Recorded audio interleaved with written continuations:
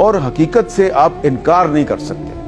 آپ T V channels کو pressurize کر کے کہ تم نے تحریک لبیک کا جلسہ نہیں دکھانا، تم نے سعد رضوی کی تقریر نہیں دکھانی، آپ اس کو ختم نہیں کر سکتے۔ ختم آپ نہیں کر سکے، نہ آپ پہلے ختم کر سکے، نہ آپ اب ختم کر سکے ہیں۔